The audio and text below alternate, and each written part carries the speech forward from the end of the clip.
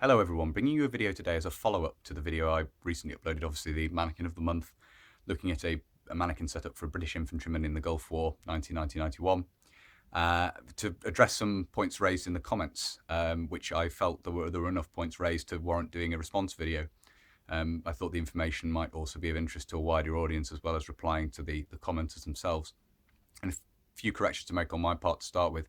The first was brought up by Jake Brown, who pointed out that in the video I state that the Mark 6 combat helmet is a Kevlar helmet, and I'm afraid that is just a carryover from many years in my younger days of thinking it was a Kevlar helmet and referring to it as such, and of course it's not, it's made of ballistic nylon.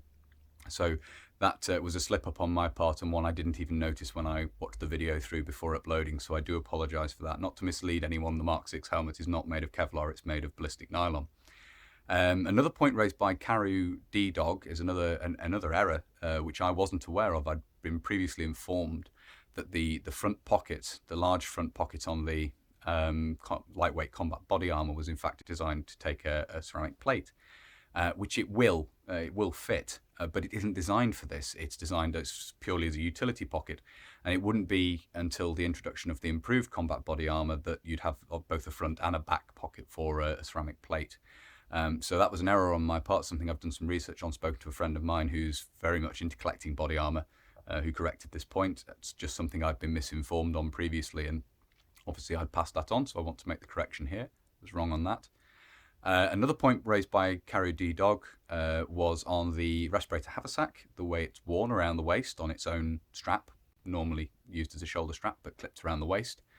And this apparently is not just because there's lack of space on the PLC, which in my case there is. It's set up with quite a small waist, and I struggle even fitting the extra utility pouch on there, let alone having respirator haversack on there as well. But carrying it separately was in fact procedure, NBC procedure in the Gulf, which was something I was unaware of. And I'm hoping Karu D-Dog might be able to provide a bit more information on that. I did ask in my response to them. So hopefully I might be able to share some more information on that, or I'm certainly interested in reading up on that if there is more information available. Very interested in the NBC side of things in the Gulf, obviously, because it was very high risk, or viewed as being a very high risk NBC environment. And then there are a couple of other points raised regarding the PLCE. And then the first of these was raised by Harry B, who stated that the ammunition pouches actually each compartment carries 3 magazines. Now this is certainly true of later PLCE pouches, yes, but the early issue green examples, because there were a modified green example made as well, only take 2 magazines in each compartment for a total of 240 rounds, because there's an internal divider, which many soldiers removed, but I've seen many Gulf issued items, including some spray painted in desert camouflage, where the internal divider has not been removed. So they will take 3 magazines with the divider removed, and this was a modification that was actually adopted later on in production. But the unmodified, the Gulf War era PLC will only take 2 magazines per compartment. I'm pretty sure that some men in the Gulf probably did modify their pouches, but I've seen many that have been issued around that time and used, which haven't been modified. So I stuck to what the original design will accommodate. And another point raised by Simon Hatch asked about the entrenching tool and its cover. And now, I've seen a lot of photographs of troops in the Gulf, and I haven't yet seen one where the entrenching tool is being carried. I'm not saying they aren't out there, I'm just saying it doesn't appear to have been common. So what I've done with the Mannequin is tried to recreate something that represents the norm as opposed to an exception. And I think seeing an entrenching tool based on the photographs I've seen would be unusual. It would be a bit of an exception.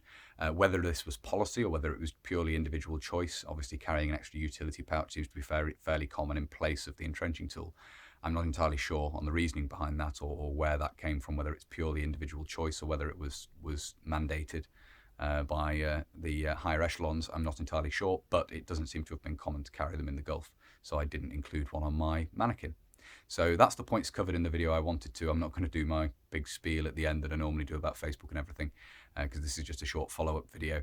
I would say that this is one of the things I love about doing YouTube videos, is you get a lot of input and feedback, particularly from more modern eras, because obviously there's a lot of veterans and so forth around on YouTube to comment on various issues. So I'm always learning more. Hopefully I'll have some more information to pass on going forward, particularly on the NBC point. but we shall see. But that's everything I wanted to cover in this video. So until next time, bye for now.